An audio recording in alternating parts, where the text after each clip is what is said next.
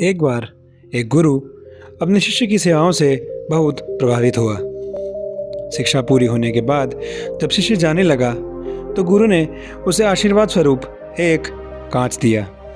यह कोई साधारण कांच नहीं था। यह एक जादुई कांच था जो किसी भी व्यक्ति के दिल और दिमाग के दो विचारों को दिखाने की क्षमता रखता था।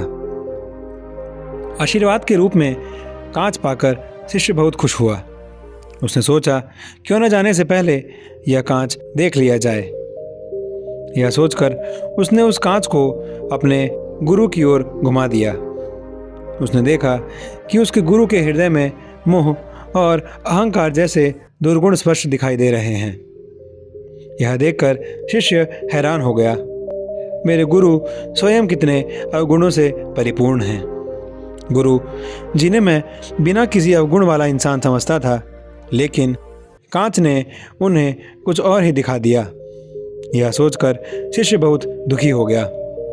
यह दूसरे के मन की जांच करने का एक अद्भुत उपकरण था। इसलिए वह जहां भी जाता है लोगों की जांच करना शुरू कर देता है। उसने अपने कई मित्रों और अन्य व्यक्तियों को उनके सामने कांच रखकर जांचा। उसने पाया कि वहां कोई न कोई खराब गुण मौजूद था। यह सबके हृदय में दिखाई दे रहा था। इस अनुभव ने उसे और भी दुखी कर दिया। वह सोचता रहता था कि दुनिया में हर कोई इतना बुरा क्यों है। जैसा वह दिखता है वैसा है नहीं। वह दुखी मन से किसी तरह घर पहुंचा। घर पहुंचकर उसने अपने माता पिता पर कांच लगाया। उसके पिता की समाज में बड़ी प्रतिष्ठा थी और उसकी माता भी दयालु थी। उसने उनके सामने कांच रख दिया। उसने देखा कि उसके माता पिता भी अवगुणों से पूर्णतः मुक्त नहीं थे। शिष्य ने सोचा कि सारा संसार असत्य पर चल रहा है। हर किसी के मन में दुर्गुण होते हैं। इससे वह और भी बेचैन हो गया। जब यह उसके लिए असहनीय हो गया तो उसने कांच उठाया और सीधा गुरु के पास पहुंच गया और जाकर खड़ा हो गया। उसे बेचैन देखकर गुरु ने सब कुछ भांप लिया। शिष्य ने नम्रतापूर्वक गुरु से कहा, गुरु जी, आपके दिए कांच की सहायता से मैंने देखा कि सभी के दिल में अनेक दुर्गुण हैं और सभी में अलग अलग दुर्गुण हैं। मैंने अभी तक कोई शुद्ध हृदय वाला व्यक्ति नहीं देखा है। मुझे यह कहते हुए दुख हो रहा है कि मैंने आप में और अपने माता पिता में भी झूठ देखा।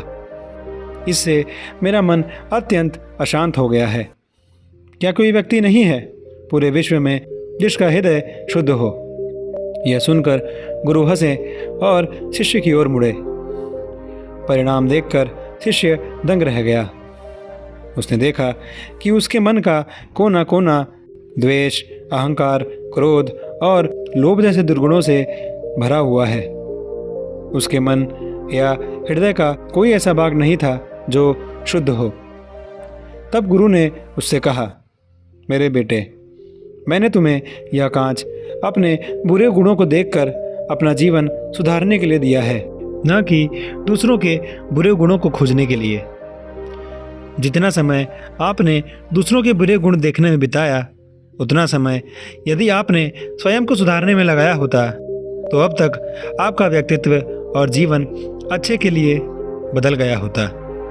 अगर हम अपने जीवन में देखें तो पाएंगे कि कहानी में जादुई कांच कुछ और नहीं बल्कि हमारी बुद्धि है, जिसका उपयोग हम खुद को और दूसरों को देखने के लिए करते हैं। अपने जीवन में हमारा सामना विभिन्न लोगों से होता है जिनकी अपनी ताकत और कमजोरियां होती हैं।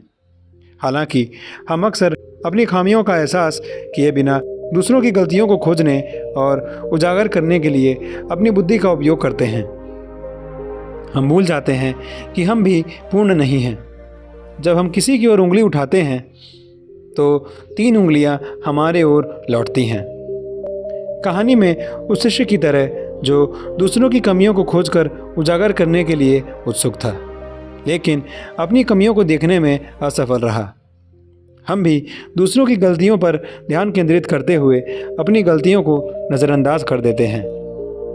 गुरु बुद्धिमान था इसलिए उन्होंने समझाया कि कांच आत्म सुधार के लिए होता है, दोष ढूंढने के लिए नहीं। उसी तरह हमें अपनी बुद्धि का उपयोग अपने भीतर झांकने और अपनी खामियां खोजने और उन पर काम करने के लिए करना चाहिए। दूसरों को तुरंत आंकने और आलोचना करने के बजाय हमें अपनी ऊर्जा का उपयोग एक बेहतर इंसान बनने के लिए करना चाहिए। कहानी हमें एक मूल्यवान सबक सिखाती है कि हमें लगातार दूसरों से अपनी तुलना करने के बजाय अपने विकास पर ध्यान देना चाहिए।